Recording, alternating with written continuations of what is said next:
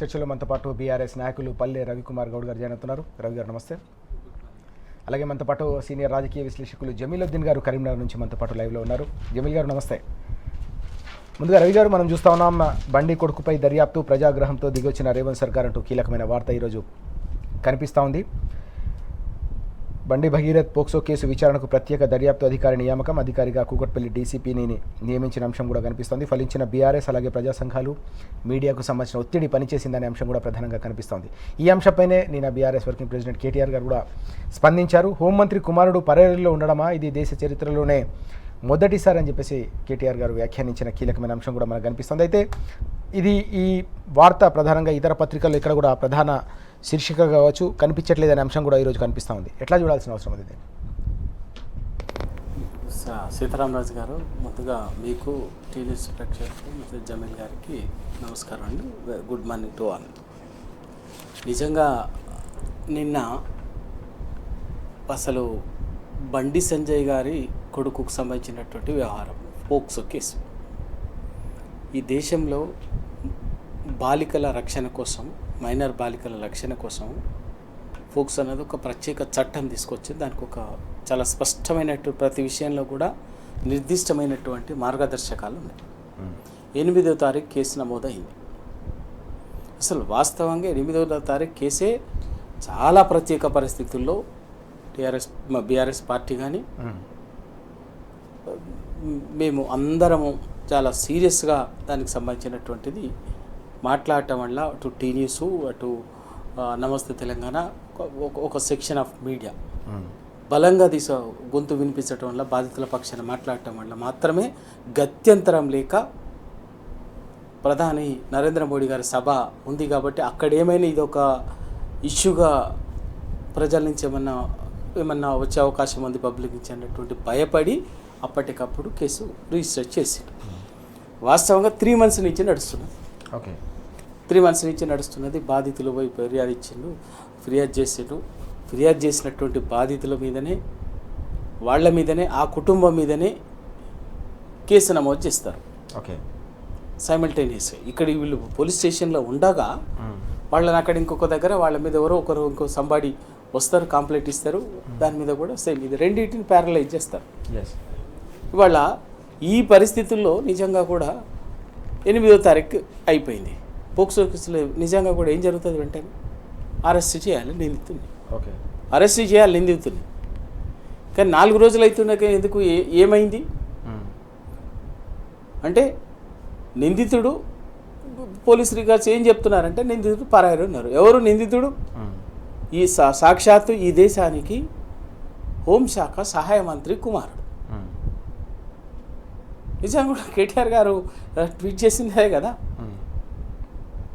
ఈ దేశానికి సహాయ మంత్రి హోంశాఖ మంత్రి కుమారుడే పరారిలో ఉన్నట్టుగా ప్రభుత్వ రికార్డులు చేస్తే ఇక నీకు ఎవరి పక్షాన ఈ వ్యవస్థ పనిచేస్తున్నట్టు, ఎవరి కోసం పనిచేస్తున్నట్టు? బాధితులని కాపాడటం కోసమా? బాధితులకు రక్షణగా నిలబడిందా చట్టం?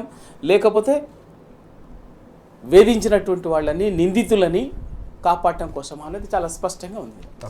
మళ్ళీ ఇదంతా జరుగుతుండగా మళ్ళీ ఇంకా ప్రత్యక్షంగా మొన్న గడిచిన కేసు నమోదైన తర్వాత 3 రోజులుగా ప్రత్యక్షంగా మహిళలు అటు పేట్ బషీరాబాద్ పోలీస్ స్టేషన్ దగ్గర కానీ రాష్ట్ర వ్యాప్తంగా కానీ ఒక ఉద్యమ రూపంలో నిరసన సెగ అంటడంతో మళ్ళీ దాన్ని డైవర్ట్ చేయడం కోసం ముఖ్యమంత్రి గారు, బండి సంజయ్ గారు, ఇంకా డైరెక్షన్ ఎవరిదన్నా తెలియదు కానీ ఇద్దరు కొత్తగా డైవర్ట్ చేయడం కోసం ఆడుతున్నట్టు నాటకమే.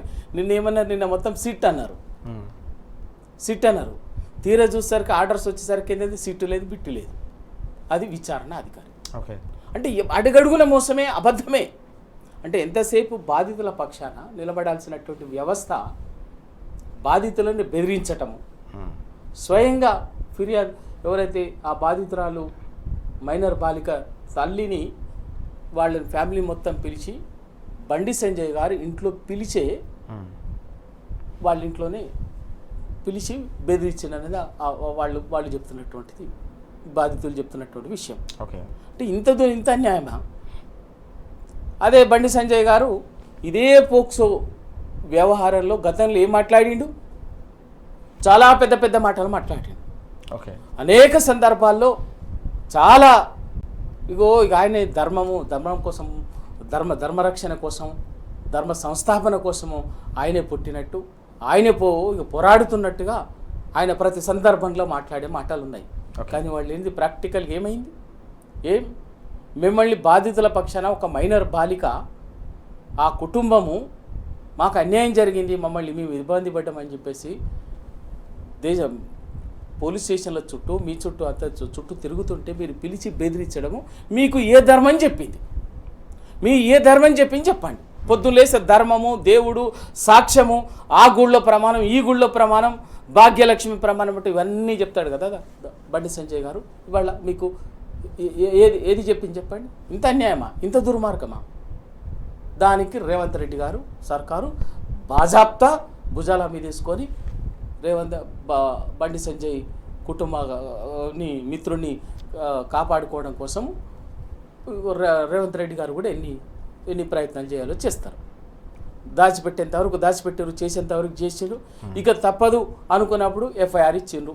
ఆ ఎఫ్ఐఆర్ ఇచ్చినాక కూడా మళ్ళీ పోక్సో చట్టం ఏం చెప్పింది? అనేక సందర్భాల్లో పోక్సో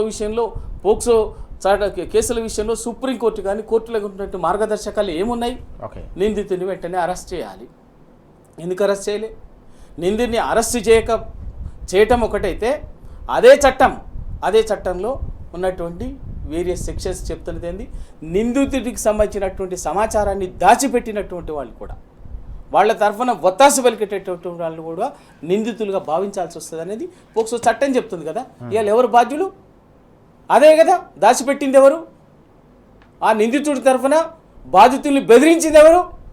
స్వయంగా కేంద్ర హోం సహాయ మంత్రి బండి సంజయ్ గారు. కాబట్టి ఇవాళ బండి సంజయ్ గారిని మంత్రివర్గం నుంచి బర్తరఫ్ చేయాలి. ఈ వ్యవహారంలో ఎవరైతే నిందితులని బెదిరించినట్టు కానీ, నిందితులని బెదిరించినట్టు కానీ, ఇబ్బంది పెట్టినటువంటి కానీ పోలీస్ అధికారులను కూడా ముందు అందరినీ సస్పెండ్ చేయాలి. ఓకే, ఎందుకంటే ఏమిది ఇలా చిన్న చిన్న విషయాలకి మీరు చేసే తప్పుల్ని, మీరు చేసే అరాచకాల్ని, మీరు చేసే దోపిడీని ప్రశ్నించినందుకు, సోషల్ మీడియాలో ట్వీట్లు చేసినందుకు, రీట్వీట్లు చేసినందుకు నాన్ బెయిలబుల్ కేసులు పెట్టి, సెక్షన్ల కింద బెయిల్ పెట్టి నెలల తరబడి జైల్లో ఉంచుతున్నారు కదా. మరి ఇక్కడ ఏమైంది? చిన్న చిన్న విషయాల్లో నిన్న ఆల్రెడీ 15 రోజుల పాటు క్రిషాంక్ ఉన్నాడు. టీఆర్ఎస్ పార్టీ సోషల్ మీడియా కన్వీనర్గా ఉన్నటువంటి క్రిషాంక్ గారిని రీట్వీట్ చేసిందని చెప్పి ప్రశ్నించింది అని చెప్పేసి పెట్టిండు. అంతకుముందు అనేక కేసులు పెట్టిండు. అంతకుముందు నల్లబాల్ అనేటువంటి ఒక అతన్ని రీట్వీట్ చేసిండని చెప్పేసి జైల్లో పెట్టిండు.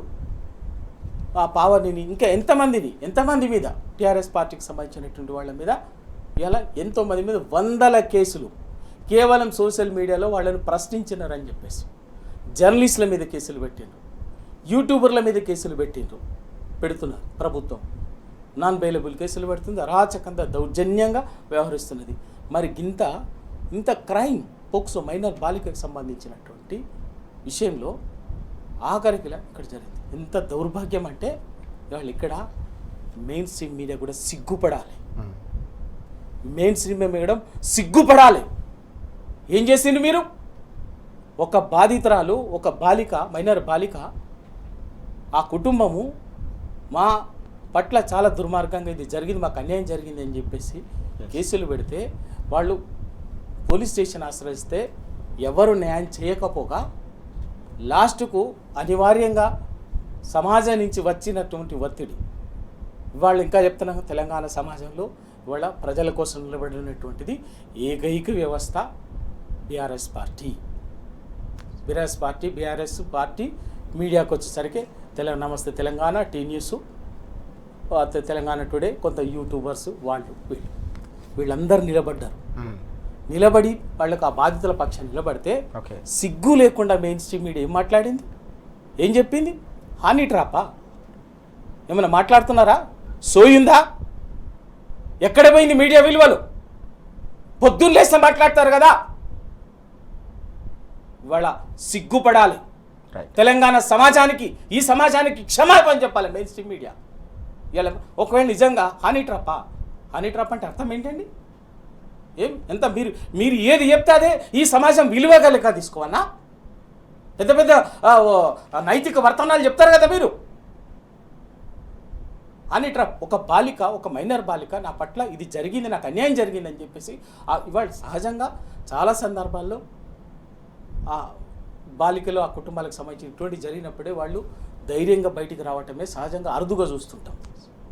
మళ్ళీ అందులో ఎవరి తరఫున వీళ్ళ బండి సంజయ్ అనేటువంటి ఒక అత్యంత శక్తివంతమైనటువంటి ఒక నాయకుడు, కేంద్రంలో కీలకమైనటువంటి హోదాలో ఉన్నటువంటి కుటుంబము, ఆ కొడుకు మీకు సంబంధించి ఒక మామూలు రైట్ కుటుంబము నిలబడి ఎదిరిస్తుందా?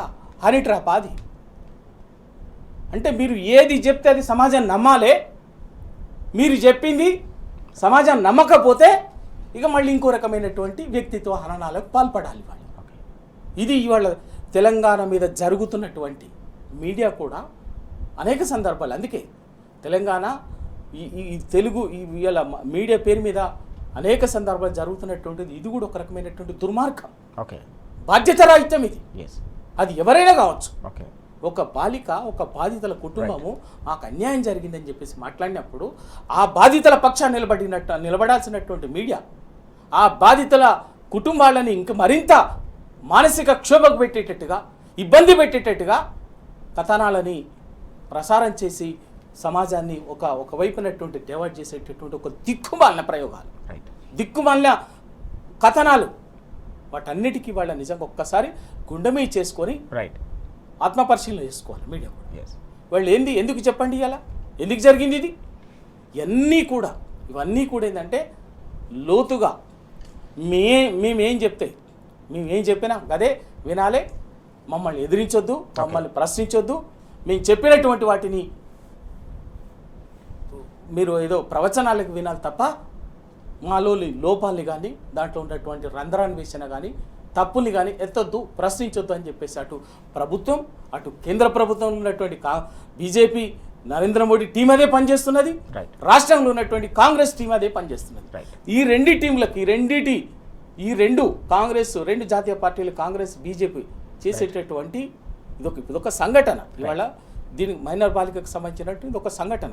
ఈ సంఘటన కూడా ఏంటంటే వీళ్ళ మానసిక స్థితిని, వీళ్ళ మేనిఫెస్టోని, వీళ్ళు ఏ లక్ష్యాల కోసం పనిచేస్తున్నారు అటువంటి దాన్ని అనేక సందర్భాలు చెప్పినాం ప్రజా సమస్యల సందర్భంలో. కానీ ఇవాళ వ్యక్తిగత సమస్య దగ్గర కూడా అదే ఇవాళ సేమ్ వీళ్ళ ధోరణి ఇవాళ సమాజం ముందు తేలిపోయింది, దొరికిపోయింది. కాబట్టి ఖచ్చితంగా ఇవాళ ప్రభుత్వం ఇవాళ తెలంగాణలో బీజేపీ కాంగ్రెస్ రెండు వేరు కాదు, రెండు ఒకటి. వాళ్ళ పరస్పర అవసరాల కోసం ఎక్కడికైనా దిగజారటానికి సిద్ధపడతారు అని చెప్పేసి ఒక్కొక్కరు కాపాడుకుంటారు అనేది వాళ్ళ స్పష్టం. దీనికి ఇవాళ ఒక మీడియా అనేది వాళ్ళకు ఒక బలంగా ఇక్కడ ఉన్నటువంటి ఒక ఇన్స్ట్రుమెంట్, ఒక ఆయుధంగా ఉన్నది. చాలా కీలకమైన అంశం మనం చూస్తూ ఉన్నాం. రవి గారు చెప్తా ఉన్నారు పూర్తి స్థాయిలో అటు కాంగ్రెస్ అటు బీజేపీకి సంబంధించిన కుమ్మక్కు రాజకీయాలకు వంత పాడేలాగా మెయిన్ స్ట్రీమ్ మీడియా అంతా కూడా వ్యవహరిస్తుంది. అత్యంత దుర్మార్గమైన చర్య. తప్పకుండా దీన్ని తెలంగాణ సమాజం గమనించాల్సిన అవసరం ఉందని చెప్పి రవి గారు సూచిస్తున్న సందర్భాన్ని మనం చూస్తూ ఉన్నాం. చెప్పినట్టు వాస్తవానికి బీఆర్ఎస్కు సంబంధించిన అంశాలపై ప్రభుత్వం నుంచి చిన్న లీకులు వస్తాయి. అంటే సిబిఐ దర్యాప్తు అని ఇటీవల విద్యుత్ కొనుగోలుకు సంబంధించిన వ్యవహారం కావచ్చు, అంతకుముందు కాళేశ్వరంకు సంబంధించిన వ్యవహారం కావచ్చు, అంతకుముందు ఫార్ములా ఈకి సంబంధించిన అనవసరమైన అంశాన్ని, ఆధారాలు లేని అంశాన్ని తెరపైకి తీసుకొచ్చిన సందర్భంలో తాటికాయ అంత అక్షరాలతో రాసిన మెయిన్ స్ట్రీమ్ మీడియా ఏదైతుందో ఇంత కీలకమైన అంశంపై కనీసం కథనాలు కావచ్చు, వాటికి సంబంధించిన ప్రస్తావన కూడా లేకుండా వ్యవహరించడాన్ని తీవ్రంగా తప్పుపడుతున్న సందర్భం మనం చూసాం. రవి గారు కూడా చాలా కీలకమైన అంశాలు ప్రస్తావించారు. ఎట్లా చూడాల్సిన అవసరం కనిపిస్తుంది ఓవరాల్గా ఈ ఇష్యూ అంతా కూడా? భారతీయ జనతా పార్టీ ముందుగా ఉత్తర భారతదేశంలో ఉన్నటువంటి హిందీ మీడియాను అంతా కూడా కొనుగోలు చేసి పెట్టింది. అందుకే దాన్ని గోధీ మీడియా అని చెప్పి పేరు పెట్టడం జరిగింది. ఆ వ్యాధి ఏదైతే ఉందో ఆ రోగం ఇప్పుడు దక్షిణ భారతదేశానికి కూడా పాకింది అని చెప్పి మనం అనుకోవచ్చు. ఎందుకనంటే దీని మీద వాళ్ళు కథనం ప్రసారం చేయకుండా, విశ్లేషణ చేయకుండా కనీసం ఒక వార్తనన్నా ప్రచురించాలి. ఒక మైనర్ అమ్మాయికి ఒక కేంద్ర హోంశాఖ సహాయ మంత్రి కుమారుడు ఇట్లా అన్యాయం చేసిండు, ప్రేమ పేరు మీద లొంగ తీసుకున్నాడు, పెళ్లి చేసుకుంటా అని చెప్పి మోసం చేసిండు, ఆమెను శారీరకంగా వాడుకున్నాడు, ఆయన మీద ఒక పోక్సో కేసు రిజిస్టర్ అయింది అని చెప్పి కూడా కనీసం ప్రింట్ మీడియాలో కానీ ఎలక్ట్రానిక్ మీడియాలో కానీ వార్త కూడా ప్రచురించకపోవడం అత్యంత దుర్మార్గం. ఇక్కడ మన దగ్గర ఉన్నటువంటి ఈ మీడియా, మెయిన్ స్ట్రీమ్ మీడియా, అది ఎలక్ట్రానిక్ మీడియా కావచ్చు, ప్రింట్ మీడియా కావచ్చు, వీళ్ళు కూడా గోధి మీడియాగా మారిపోయినారు అనడానికి ఇది ఒక నిదర్శనం. ఇంకొక అడుగు ముందుకు వేసి ఈ మీడియా ఏం చేసింది అనంటే బాధితురాలినే నిందితురాలిగా చిత్రీకరించే ప్రయత్నం ఏదైతే బండి సంజయ్ అండ్ టీం చేసిందో దాన్ని ప్రసారం చేసే ప్రయత్నం చేసింది.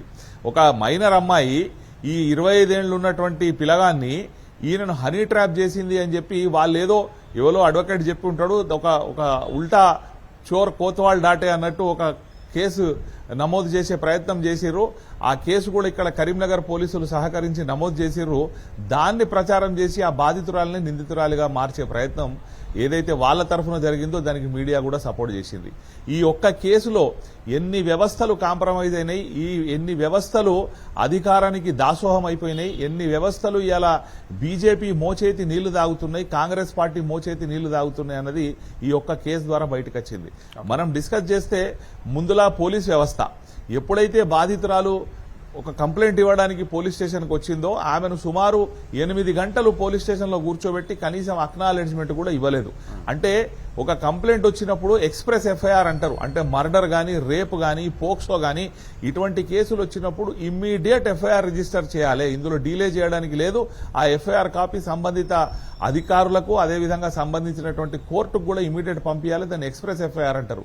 ఈ ఎక్స్ప్రెస్ ఎఫ్ఐఆర్ చేయాల్సినటువంటి కేసులో 8 గంటలు తాత్సారం చేయడం, ఆ ఎఫ్ఐఆర్ చేయడంలో కూడా సెక్షన్లు పెట్టడంలో కూడా లోపాయకారిగా ఈ నిందితునికి ఎవరైతే బండి భగీరథ్ ఉన్నాడో ఆయనతోని పోలీసు వాళ్ళు కుమ్ముక్కు కావడం. సెక్షన్ 12 పెడతారండి, అమ్మాయి వచ్చి చెప్పుకుంటే సెక్షన్ 6 ఆఫ్ పోక్సో యాక్ట్ కానీ, 7 ఆఫ్ పోక్సో యాక్ట్ కానీ, 8 ఆఫ్ పోక్సో యాక్ట్ కానీ పెట్టాల్సినటువంటి కేసులో వీళ్ళు కేవలం సెక్షన్ 12 అంటే 3 సంవత్సరాల లోపు శిక్ష పడే కేసు కాబట్టి రేపు అవసరమైతే వీళ్ళు 41 సిఆర్పిసి కింద ఆ నిందితునికి ఒక నోటీస్ ఇస్తారు. లేదు అనంటే ఆయన కోర్టుకు పోయి యాంటిసిపేటరీ బెయిల్ తీసుకోవడానికి ఆయనకు అవకాశం కల్పిస్తారు. అందుకే ఆయన తప్పించుకోవడానికి అవకాశం ఇచ్చారు.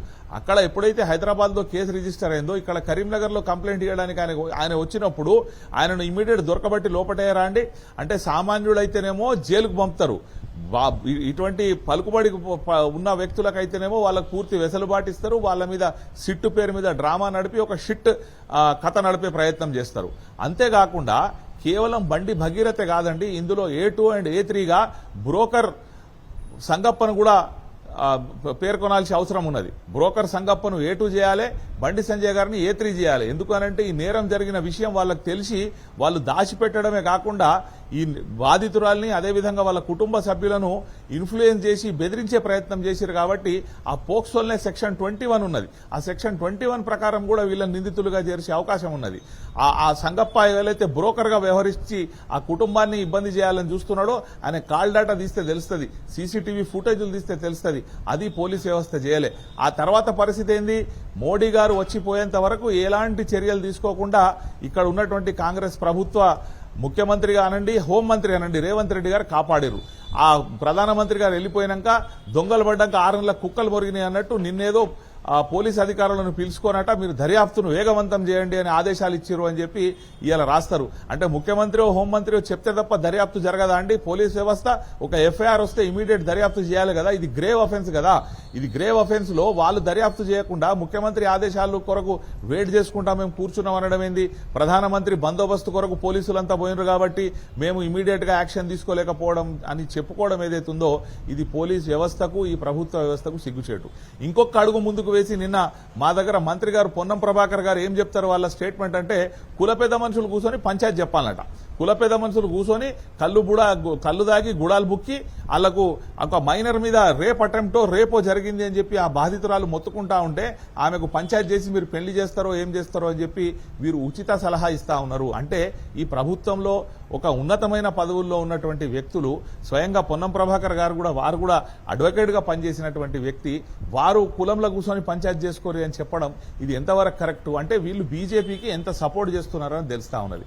ఇక మీడియా గురించి అయితే మనం ఎంత తక్కువ మాట్లాడుకుంటే అంత మంచిది. ఇక బీజేపీ పార్టీ నుంచి వస్తున్నటువంటి స్టేట్మెంట్ ఏంటిదండి?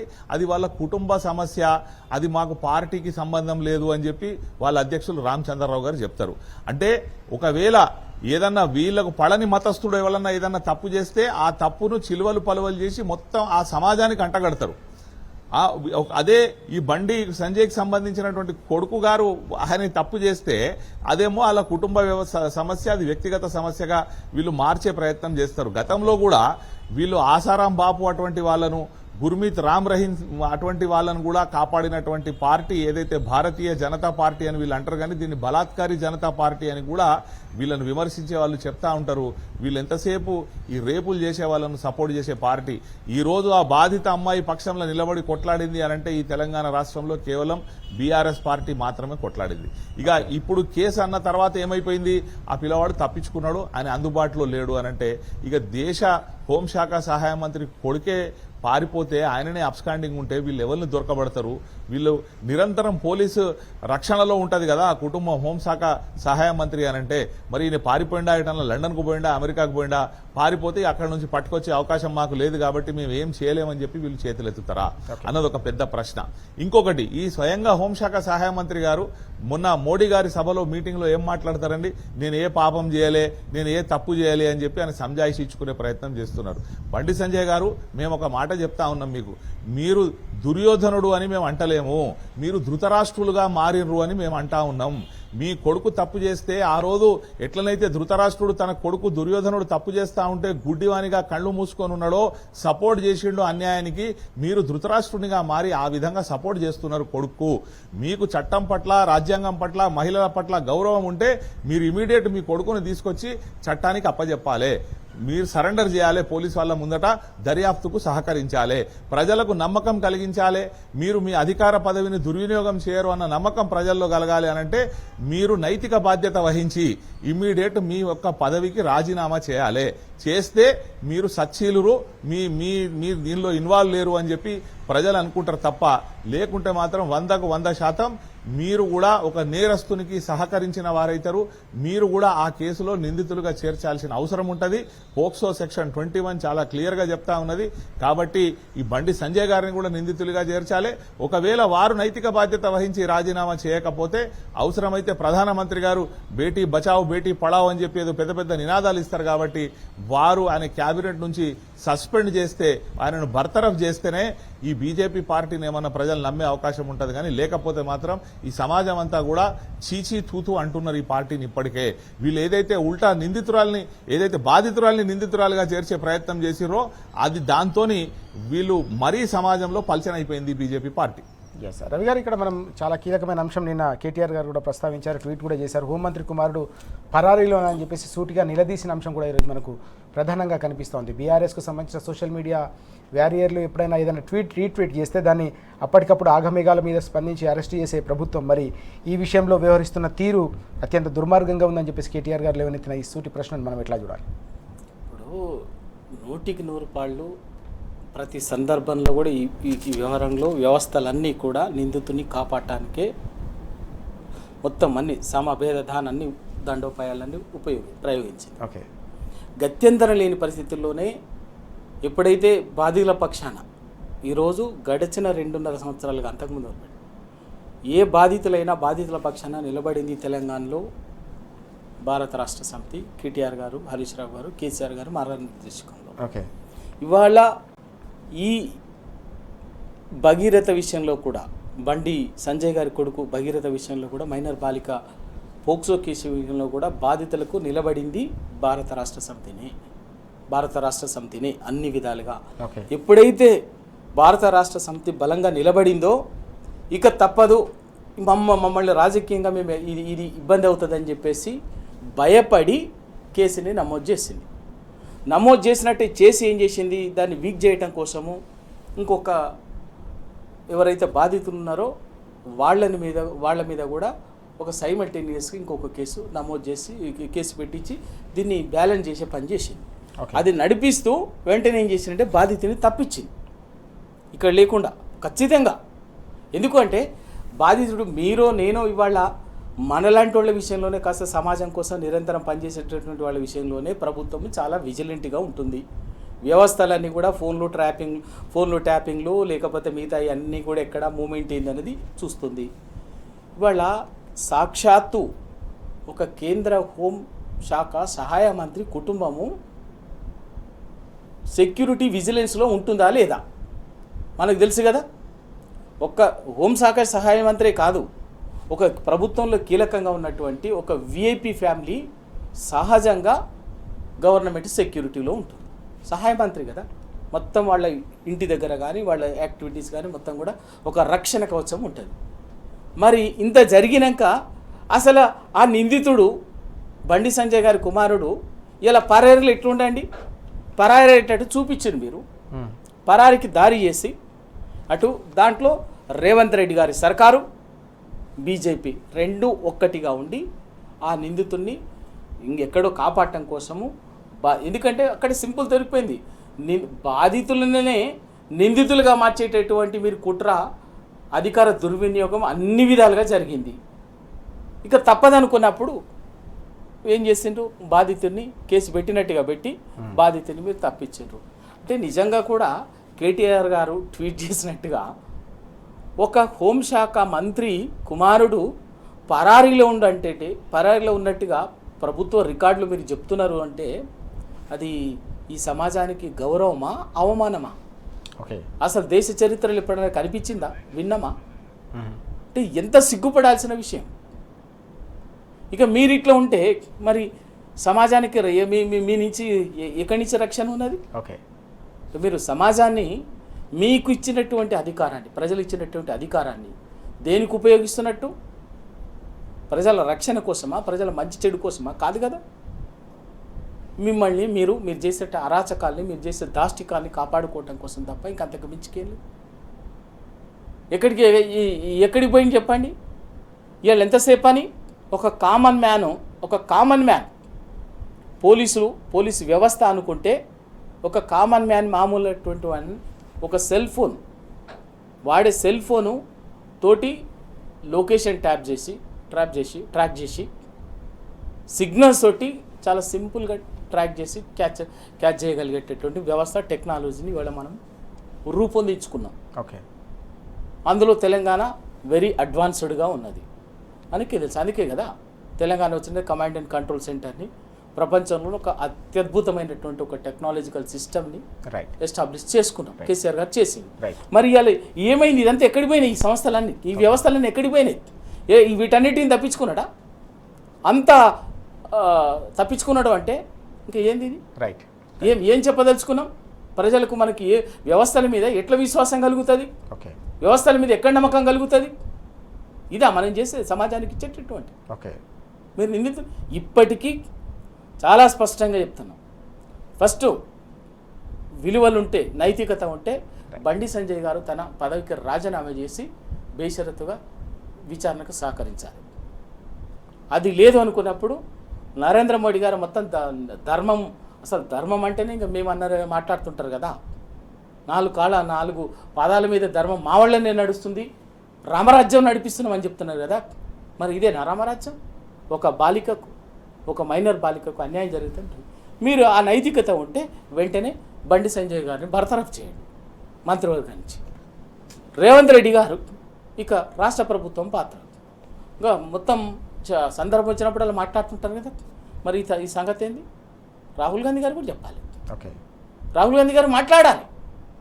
రైట్, మీ ప్రభుత్వ ముఖ్యమంత్రి గారు మీరు చెప్తున్నారు కదా, ఓ బాలికల కోసం, సామాజిక న్యాయం కోసం, ప్రజల హక్కుల కోసం, రాజ్యాంగ రక్షణ కోసం మేము చాలా మాట్లాడుతున్నామని చెప్పేసి, మేమే కొట్లాడుతున్నామని చెప్పేసి రాహుల్ గాంధీ గారు పొద్దున్న లేస్తే రాజ్యాంగ ప్రవచనాలు చేస్తుంటారు. ఓకే, మరి ఇక్కడ ఇదేంటి చెప్పండి? నీ ప్రభుత్వం ఏం చేస్తున్నది? రైట్, ఒక మైనర్ బాలిక కుటుంబానికి అన్యాయం జరిగితే నీ పార్టీ మాట్లాడదు. నీ ప్రభుత్వం బాధితుల్ని నిందితులుగా మారుస్తుంది, రైట్, నిందితుల్ని కాపాడుతుంటుంది. ఇదేంది తమాషా? అంటే మీరిద్దరు ఒకటేనా? చెప్పండి. మరి రాహుల్ గాంధీ గారు మాట్లాడుతున్నారు కదా, చాలా సందర్భాలు మాట్లాడుతున్నారు. ఈ బాలిక విషయంలో రాహుల్ గాంధీ గారు కూడా చాలా సీరియస్గా దీనికి సంబంధించినట్టు మీ ప్రభుత్వం చేసింది తప్పు.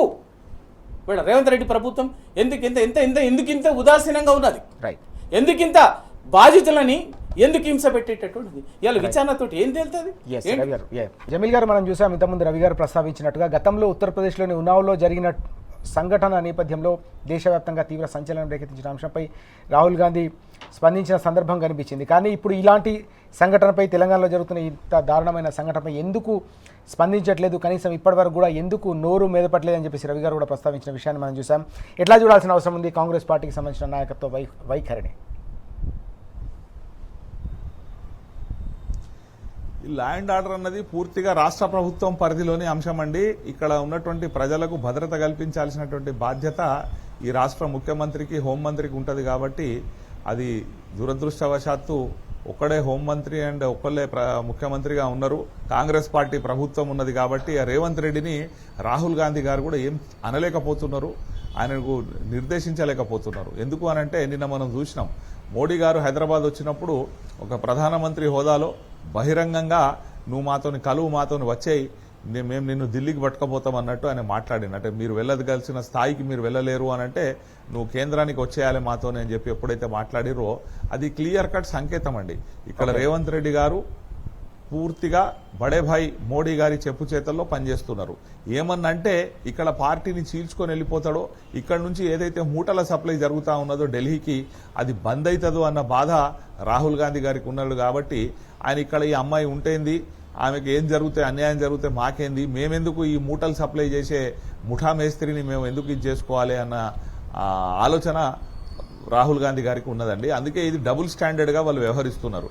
ఎక్కడన్నా బీజేపీ పరిపాలిత ప్రాంతం అయితే వారు తప్పకుండా మాట్లాడుతురు, చేస్తురు. కానీ ఇక్కడ ఏ విషయంలో అన్యాయం చేసినా ఇవాళ రాహుల్ గాంధీ గారికి ఎలాంటి దిశానిర్దేశం చేసే పరిస్థితిలో లేడు. ఆ పార్టీ కాంగ్రెస్ పార్టీ, రాష్ట్ర కాంగ్రెస్ పార్టీ ఇలా చెప్పు చేతుల్లో లేదు. లేకపోతే ఎప్పుడైతే ఇంత పెద్ద సంఘటన జరిగిందో ఒక్క స్పందన రాదా అండి? ఇక్కడ ఉన్నటువంటి మహిళా మంత్రులు ఎవరైతే ఉన్నారో ఈ రేవంత్ రెడ్డి గారి క్యాబినెట్లా, వారు ఒక స్టేట్మెంట్ ఇయ్యరు, కనీసం ఆ బాధితురాలను ఎవరు పరామర్శించరు. ఎంత అన్యాయం జరుగుతూ ఉన్నది. ఇక్కడ కరీంనగర్లో మొన్న రాబరీ జరిగింది, ఫైరింగ్ చేసి తీసుకొని పోతే ఒక రాష్ట్రానికి సంబంధించినటువంటి ఒక మంత్రి, ఒక ఎమ్మెల్యే వచ్చి ఆ ఎవరైతే ఆ దొంగల కాల్పుల్లో గాయపడ్డ వాళ్ళు ఉన్నారో వాళ్ళను పరామర్శించిన పాపన బోలే.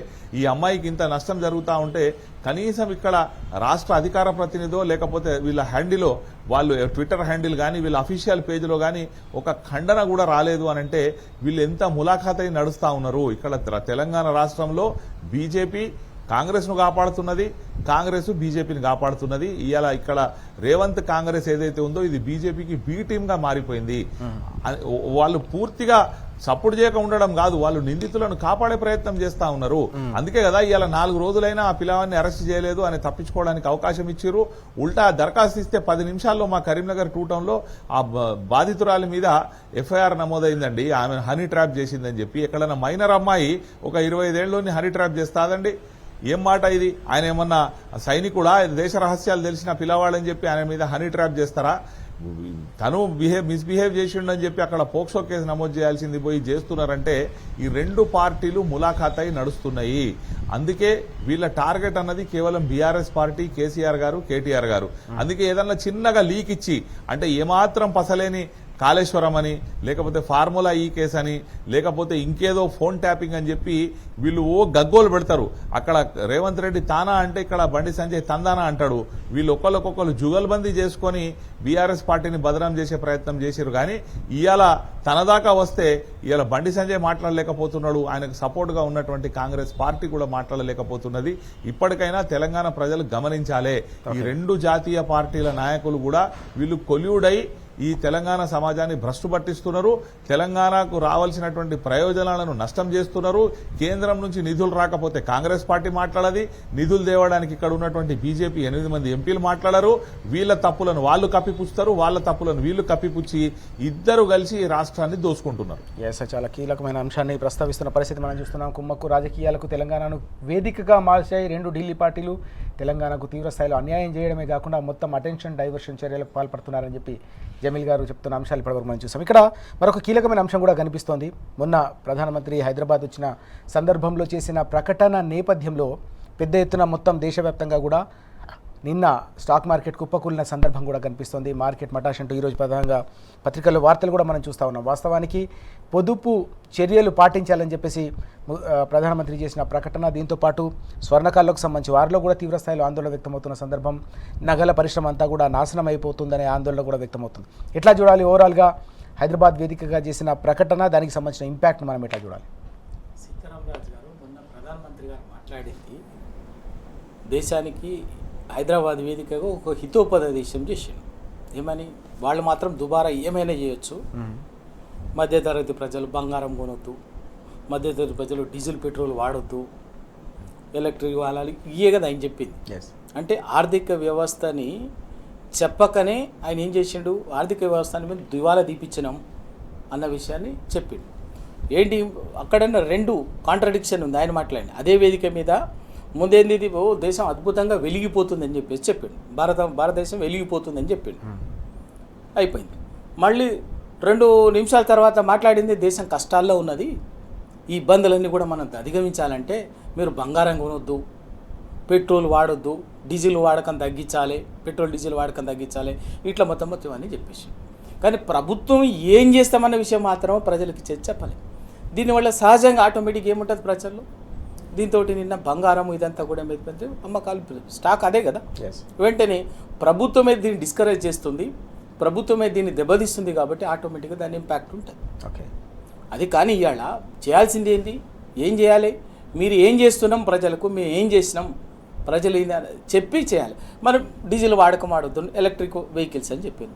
మరి మీరు ఏమైనా కనీసం ప్రజలకు ఆల్టర్నేటివ్ వాడమన్నారు కదా, ఒక సహాయంగా, ఒక ప్రోత్సాహకంగా, ఒక సబ్సిడీగా ఎలక్ట్రిక్ వెహికల్స్ వాడండి, కేంద్ర ప్రభుత్వం తరఫున మేము వీళ్ళ వెహికల్స్కు ఈ సహాయం చేస్తాము, లేకపోతే ఇది ఈ విధంగా సహకరిస్తాము, ఈ స్కీమ్ ఇస్తాము, పెన్షన్ అది ఇది అని చెప్పేసి అని చెప్పిన ఏం చెప్పాలి.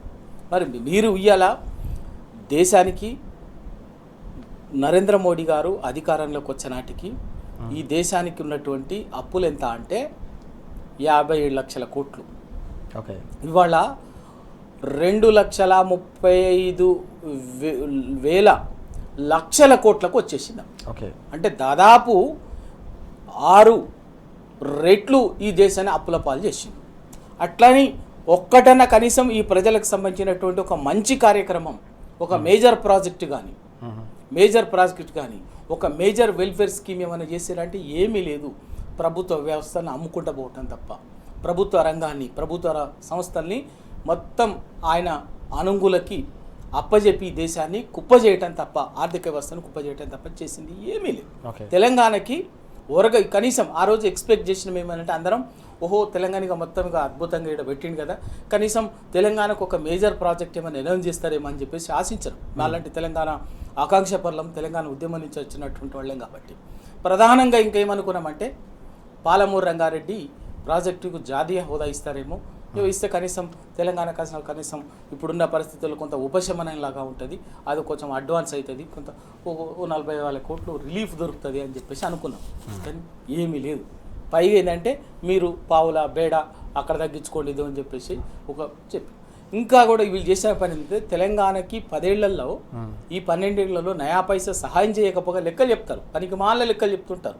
అయి ఉండొచ్చు, సహజంగా రావాల్సినవి వచ్చినాయి తప్ప, సహజంగా రావాల్సినటువంటి అనివార్యంగా రావాల్సినవి వచ్చినాయి తప్ప ప్రత్యేకంగా తెలంగాణ లాంటి కొత్త రాష్ట్రానికి, తెలంగాణ లాంటి బాధిత రాష్ట్రానికి ఏ ఒక్కటి కూడా కనీసం చేసింది లేదు. పైగా రాష్ట్ర విభజన చట్టంలో, పునర్విభజన చట్టంలో ఇచ్చినటువంటి హామీలు ఏవి కూడా నెరవేర్చకపోగా మనం కష్టాల్లో తెలంగాణ రైతాంగాన్ని, కన్నీటి గోసని, ఆర్ద్రతని, గుండె తడి తెలిసినటువంటి కేసీఆర్ గారు గోదావరి జలాలను పూర్తిగా వినియోగించుకోసం కోసం కష్టపడి రాష్ట్ర ఆర్థిక పరిస్థితి పర్మిట్ చేయకపోయినా కూడా ఎంతో కష్టపడి రుణాలు తీసుకొచ్చి కూడా కాళేశ్వరం ప్రాజెక్టును పూర్తి చేసుకున్నాం 90,000 కోట్లతోటి. పూర్తి చేసుకున్నటువంటి మనం అప్పులు చేసి కట్టుకున్నటువంటి ప్రాజెక్టును కూడా అటు 2 జాతీయ పార్టీలు, ఇక్కడ ఉన్నటువంటి కాంగ్రెస్ పార్టీతో మిలాఖతై నరేంద్ర మోడీ గారు ఆ కాళేశ్వరంని ఎండబెట్టిరు తప్ప తెలంగాణకి ఇచ్చినటువంటిది ఒక్క ప్రాజెక్ట్ ఇయ్యలే. నిజంగా మీరు కాళేశ్వరం కష్టపడి కట్టుకున్నాం తెలంగాణ. కేసీఆర్ గారు తెలంగాణ రైతుల కోసం తెలిసినటువంటి వాడు, కన్నీటి దుఃఖం తెలిసినటువంటి వాడు. కాబట్టే ఏది ఏమైనా కూడా గోదావరి జలాలు తెలంగాణకు శరణ్యమని దాన్ని కష్టపడి అప్పులు తెచ్చి ఆ ప్రాజెక్టుని పూర్తి చేసి, చిన్న టెక్నికల్ సమస్య వస్తే దాన్ని పుట్టుకొని రాబందు లెక్క, కుంటనెక్క లెక్క తెలంగాణ మీద పడి రెండు జాతీయ పార్టీలు ఆ ప్రాజెక్టును 2.5 ఏళ్ళుగా ఎండబెట్టిరండి.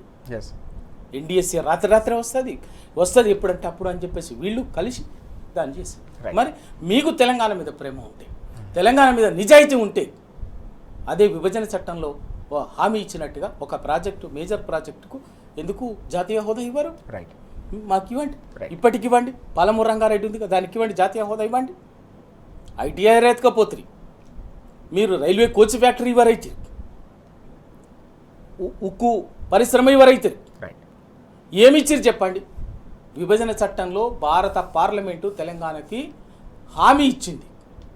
ఆ ఇచ్చినటువంటి హామీని ఒక్కటన్నా నెరవేర్చకపోగా మనం కష్టపడి అప్పులు చేసి కట్టుకున్నటువంటి కాళేశ్వరంని ఎండబెట్టి తెలంగాణ ఉసురు తీస్తున్నారు, తెలంగాణ రైతాంగం గోసపెడుతున్నారు ఈ రెండు జాతీయ పార్టీలు. తప్పకుండా ఈ రెండు జాతీయ పార్టీలకి కాళేశ్వరంని ఎండబెట్టినందుకు, కాళేశ్వరం మీద కక్ష కట్టినందుకు, కాళేశ్వరం ప్రాజెక్టుని ఆ విధంగా ఒక తయారు చేసినందుకు ఈ రెండు జాతీయ పార్టీలకి సందర్భం వచ్చినప్పుడు తెలంగాణ రైతాంగం కర్రుగాసి వాత పెడతారు.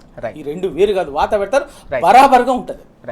జమీల్ గారు, మనం చూసాం వాస్తవానికి హైదరాబాద్ వేదికగా ప్రధానమంత్రి చేసిన ప్రకటన అనేది పెద్ద ఎత్తున నిన్న దేశంలో సంక్షోభ పరిస్థితులకు ఒక సంకేతంగా నిలిచిందనే అంశం పెద్ద ఎత్తున మార్కెట్లను కూడా కుదిపేసిన పరిస్థితి కనిపిస్తోంది. పొదుపు చర్యలు, పెట్రోల్ డీజిల్ తక్కువగా వాడాలనే సూచనలు కావచ్చు, అలాగే బంగారం కొనొద్దనే సూచనలు, విదేశీ పర్యటనలు పెట్టుకోవద్దనే సూచనలన్నీ కూడా పెద్ద ఎత్తున తీవ్రస్థాయిలో దేశ ప్రజల్లో ఆందోళన వ్యక్తం కారణమవుతున్నాయనే అంశం మనం చూస్తూ ఉన్నాం. ఎట్లా చూడాలి? ఇంతకుముందు రవి గారు చెప్పినట్టుగా మొత్తం సంక్షోభ పరిస్థితులకు ఇదంతా కూడా నిరసన, దేశం దివాలా తీసిందనే దిశగానే ఈ ప్రకటన ఉందని రవి గారు చెప్తున్న అంశాన్ని మనం ఎట్లా చూడాల్సిన అవసరం ఉంది? ఒక చేతగాని ప్రధానమంత్రి దీనికంటే ఎక్కువ ఏమి చేయలేడు అని చెప్పి వీరి ప్రకటన ద్వారా అర్థమైంది. వాస్తవంగా ప్రభుత్వాలు చేయాల్సిన చర్యలు, ప్రభుత్వాలు చేయాల్సిన పనిని ప్రజలు చేయమనడం, ప్రజలను త్యాగాలు చేయమని కోరడం ఏదైతుందో ఇది అత్యంత దుర్మార్గమైనటువంటి ప్రకటన నిన్న మోడీ గారి నోట హైదరాబాద్ వేదికగా వచ్చింది. వీరు గతంలో నోటుబందీ చేసి ఆర్థిక వ్యవస్థను అతలాకుతలం చేశారు. అర్ధరాత్రి పూట వచ్చి లాక్డౌన్ విధించి రెండోసారి ఆర్థిక వ్యవస్థను అతలాకుతలం చేశారు. ఇప్పుడు మూడోసారి ఈ ప్రకటన దురదృష్టవశాత్తు హైదరాబాద్ వేదికగా చేసి మళ్లీ దేశ వ్యవస్థను, ఆర్థిక వ్యవస్థను అతలాకుతలం చేస్తున్నారు. మరి వీళ్ళు ప్రజలకేమో మీరు పొదుపు పాటించుర్రి అని చెప్పారు. అంటే మీరు డీజిల్ వాడకం తగ్గించుర్రి, బయట తిరుగుడు బంద్ చేయరి, నూనె వాడకం తగ్గించుర్రి, ఇంకా అవసరమైతే ఒక పూట అన్నం బంద్ చేయరంటారు, ఒక పూట ఉపాసం ఉండుర్రి, రెండో రోజు తినుర్రి అని కూడా వీరు చెప్తారు. అనేది ఏం పోతుంది. కానీ ఈ నీతులు మందికి మాత్రమే చెప్పడానికి ఉపయోగపడుతున్నాయి. ప్రధానమంత్రి గారు హైదరాబాద్ నుండి పోయిన తర్వాత నెక్స్ట్ ప్రోగ్రామ్ ఏంది అని అంటే గుజరాత్. ఆ గుజరాత్లో వీరు మాత్రం ఒక 100 కార్లతోని కాన్వాయ్ తీస్తారు, వీళ్ళది ర్యాలీ ఉంటుంది. వీరు 8,000 కోట్ల రూపాయలు విలువ చేసే విమానంలో తిరగొచ్చు. వీరేమో ఆ జపాన్ నుంచి మష్రూములు తెచ్చుకొని తినొచ్చు. వీళ్ళు టైంకు, ప్రధానమంత్రి గారు టైంకు 10 లక్షల రూపాయలు సూట్ ధరించవచ్చు, లక్షల రూపాయలు విలువ చేసే విదేశీ గడియారాలు పెట్టుకొని తిరగొచ్చు. తప్పు లేదు. కానీ ప్రజలు మాత్రం దేశం కొరకు త్యాగం చేయాలి అని చెప్పి వీళ్ళు కోరుతారు. ఇవాళ హర్మూజ్లో కానీ, ఇవాళ ఇజ్రాయిల్ అండ్ ఇరాన్ మధ్య జరుగుతున్నటువంటి యుద్ధం ఏదైతే ఉన్నదో ఆ పాపంలో కొంత భాగం మన ప్రధానమంత్రి గారు కూడా పంచుకున్నారు. మనకు ఇరాన్ అన్నది ఎప్పటి నుండో ఉన్నటువంటి ఒక మిత్ర దేశం. అటువంటి మిత్ర దేశాన్ని కాదని వీరు ఇజ్రాయిల్ విజిట్ చేసినటువంటి తెల్లారే అమెరికా అండ్ ఇజ్రాయిల్ ఇరాన్ మీద బాంబుల వర్షం కురిపించింది. మనది ఇంత పెద్ద దేశం గతంలో మరి చాలా ఇటు అప్పుడు అంటే శీతల యుద్ధం ఏదైతే కోల్డ్ వార్ నడిచినప్పుడు ఏ సైడ్ కూడా ఉండకుండా అలీనోద్యమాన్ని నడిపినటువంటి ఒక ఉన్నతమైనటువంటి మన భారతదేశానికి నేతృత్వం వహిస్తున్నటువంటి ప్రధానమంత్రి గారు ఈ యుద్ధం ఆపడానికి తీసుకున్న చర్యలు లేవు. ఆ ఇరాన్ తోని మైత్రి మెయింటైన్ చేస్తే ఇలా మనకి డీజిల్ సంక్షోభం లేదు, ఇలా పెట్రోల్ సంక్షోభం లేదు, ఇలా గ్యాస్ సంక్షోభం లేదు. ఇది ఏది లేకుండా వారు కేవలం ఆ ఇజ్రాయిల్ తోని మరి ఆ ఎపిస్టీన్ ఫైల్స్ భయం ఉన్నదా, మరి ఇంకేం భయం ఉన్నది, లేకపోతే అంబానీ అదానీలకు సంబంధించినటువంటి వారికి ఆ బిజినెస్ ఏదైనా దెబ్బతింటదని ఉందా? కానీ వీరు పోయి ఒకవైపు అమెరికాకు లొంగిపోయారు, మరోవైపు పోయి ఆ ఇజ్రాయిల్ కు వంతబాడుతున్నారు. ఇది చేసి కదా ఇవాళ ఈ దేశంలో సంక్షోభం ఏర్పడ్డది. లేకపోతే ఈ సంక్షోభం ఎందుకుంటది? లక్షల కోట్ల రూపాయలు, నిన్న ఒకటే రోజు 9 లక్షల కోట్ల రూపాయలు ఆ స్టాక్ మార్కెట్ ముదుపరులు ఎవరైతే ఉన్నారో పెట్టుబడి పెట్టిన వాళ్ళు వాళ్ళందరూ కూడా లాస్ అయిపోయినారు. అంటే ఈ పెట్టుబడిదారులకు భరోసా కల్పించినటువంటి ప్రధానమంత్రి ఇటువంటి మాటలు చెప్పి ఈ దేశ ఆర్థిక వ్యవస్థను కుప్పగూల్చి అసలు ఏం చేయాలనుకుంటున్నారు వీళ్ళు అంటే నాకు అర్థమైంది ఏంటంటే రేపు ఎలక్షన్లు అయిపోయినాయి, ఇప్పుడు ఎలక్షన్లు లేవు కాబట్టి రేపు డీజిల్ మీద, పెట్రోల్ మీద, గ్యాస్ మీద ధరలు పెంచడానికి ఇదంతా కూడా ఒక గ్రౌండ్ ప్రిపేర్ చేస్తున్నట్టు కనిపిస్తా ఉన్నది. ఇవాళ అంబానీకి సంబంధించినటువంటి రిఫైనరీకి నష్టాలు వస్తున్నాయనో లేకపోతే నయారాకు నష్టం వస్తున్నదో ధరలు పెంచడానికి ఇది కుట్రలో భాగం అని చెప్పి నేను అనుకుంటా ఉన్నా. ఎస్, మనం చూస్తున్నాం దేశ ప్రజలపై పెట్రోల్, డీజిల్ అలాగే గ్యాస్ ధరల భారాన్ని మోపే ప్రయత్నంలో భాగంగానే ఈ ప్రకటనలన్నీ కూడా జరుగుతూ ఉన్నాయి. తప్పకుండా ఇవి పెంచేందుకు కేంద్ర ప్రభుత్వం రంగం సిద్ధం చేస్తుందనే అంశాన్ని రవి గారు అలాగే జమీల్ గారు కూడా ప్రస్తావిస్తున్న పరిస్థితిని మనం చూస్తూ ఉన్నాం. Thank you very much Jameel garu అలాగే రవి గారు చర్చలో పాల్గొన్నాం. Thank you so much. ఇది వాటి వార్తలు వాస్తవాలు. నమస్తే.